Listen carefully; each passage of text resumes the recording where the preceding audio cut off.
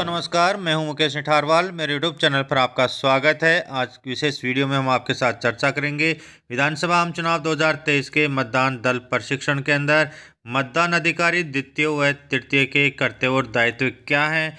निर्वाचन आयोग ने मतदान अधिकारी द्वितीय और तृतीय के लिए किस प्रकार कौन कौन से कार्य आवंटित किए गए हैं, वो किस सीयू का भार साधक होता है या अन्य कार्य करते हैं। तो तमाम जानकारी इस वीडियो में हम आपके साथ शेयर करेंगे। वीडियो को अंत तक जरूर देखें। वो अभी तक हमारे चैनल को सब्सक्राइब नहीं किया है, चैनल को जरूर सब्सक्राइब कर लें। इसी प्रकार के महत्वपूर्ण वीडियो हम आपके लिए लाते रहते हैं।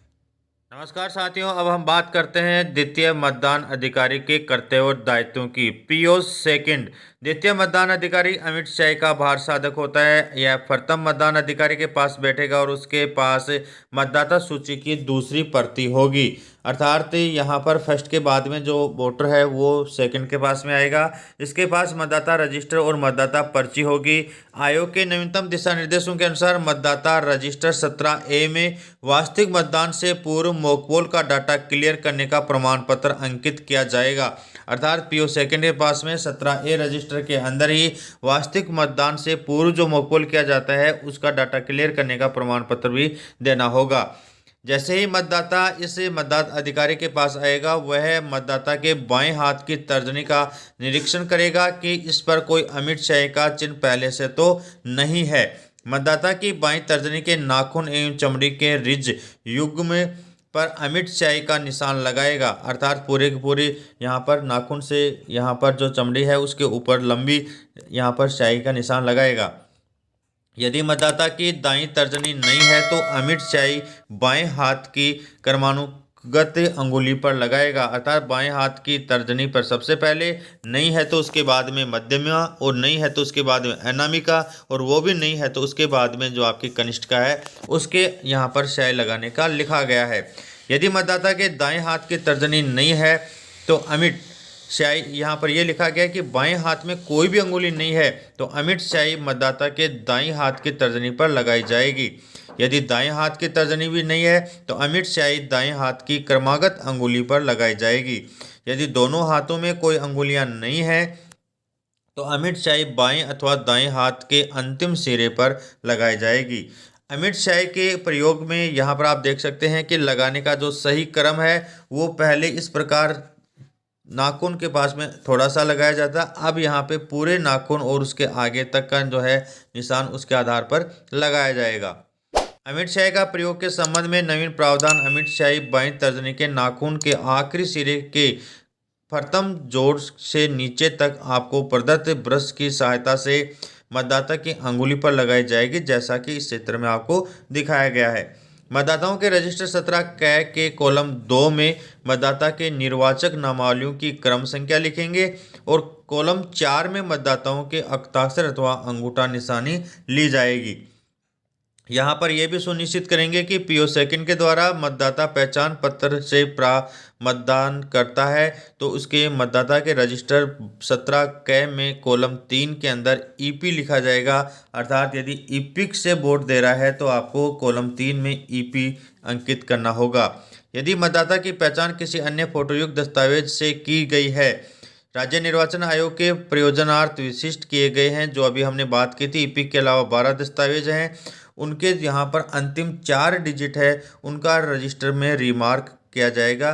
साथ ही यहाँ पर रिमार्क वाले कॉलम में उनके 4 डिजिट लिखे जाएंगे और वहाँ पर डीबी अंकित किया जाएगा। मतदाता के हस्ताक्षर का आशय मतदाता का नाम और उपनाम है, केवल निशान नहीं है।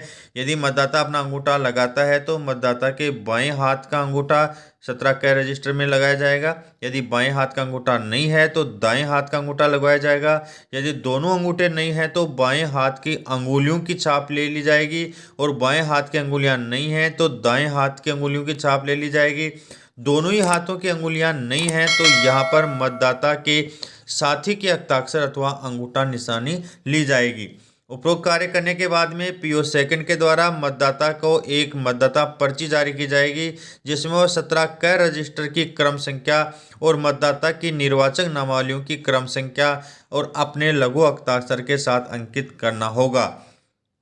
आप यहाँ पर देख सकते हैं मतदाता रजिस्टर 17 है वो 59 देखिए मतदाता रजिस्टर के यहाँ पर इसका क्रम संख्या लिखेंगे, निर्वाचन नामावलियों की भाग संख्या लिखी जाएगी और इसके जो कॉलम 5 हैं उनकी चर्चा करें तो पहले सबसे पहले क्रम संख्या, निर्वाचन नामावलियों में निर्वाचकों की क्रम संख्या और निर्वाचक द्वारा अपने पहचान के सबूत के प्रस्तुत किए दस्तावेजों का ब्यौरा, निर्वाचक के हस्ताक्षर अंगूठे निशानी और रिमार्क टिप्पणी और नीचे पीठासीन अधिकारी के हस्ताक्षर किए जाएंगे। मतदाता पर्ची की यदि हम बात करें तो ये अब की बार है, इसको पहचान के दस्तावेज में नहीं लिया गया है, ये केवल पहचान की पर्ची है, इसमें फ़ोटो नहीं होगी, तो ये इसमें क्रम संख्या ढूंढने के लिए काम आएगी। अब हम बात करते हैं पीओ थर्ड अर्थात तृतीय मतदान अधिकारी के क्या कर्तव्य और दायित्व हैं। यह मतदान अधिकारी मतदान मशीन की नियंत्रण यूनिट का प्रभारी होगा, अर्थात सीयू है वो पीओ थर्ड के पास ही रहेगी। यह द्वितीय मतदान अधिकारी द्वारा जारी की गई जो मतदाता पर्ची है उसको प्राप्त कर अपने पास क्रमबद्ध सुरक्षित रखेगा। नियंत्रण यूनिट के बैलेट बटन को दबाकर मतदान कक्ष में रखी गई मतदान यूनिट को चालू करेगा, अर्थात यहाँ पर बैलेट इश्यू करने का कार्य CPO3 के पास ही है। मतदान को मत रिकॉर्ड करने के लिए वोटिंग कंपार्टमेंट में भेजेगा। मतदाता द्वारा मतदान कर कंट्रोल यूनिट से बीप की आवाज़ आने तक मतदाता को वोटिंग कंपार्टमेंट में रुकने के लिए कहा जाएगा, जिससे कि वोट कास्ट होने से पहले वो नहीं निकल पाए। यह ध्यान रहे कि जिस क्रम में मतदाता पर्ची जारी की गई है उसी क्रम में उसे वोटिंग कंपार्टमेंट में मतदाता को जाने की अनुमति दी जाए।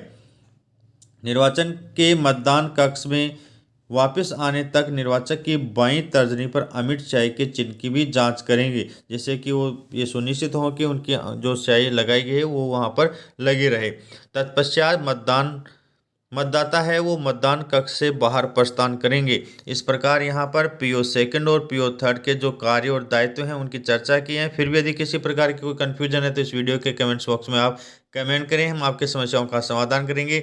वीडियो को अंत तक देखने के लिए बहुत बहुत धन्यवाद और अभी तक हमारे चैनल को सब्सक्राइब नहीं कर चाहते हो चैनल को जरूर सब्सक्राइब कर लें।